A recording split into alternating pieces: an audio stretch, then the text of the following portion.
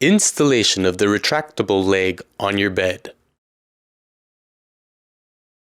First, attach the two leg support pieces to the steel frame.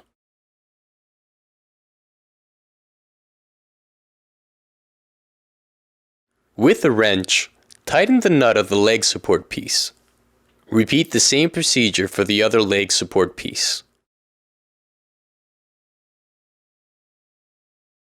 Then, insert the steel connector between the two leg support pieces.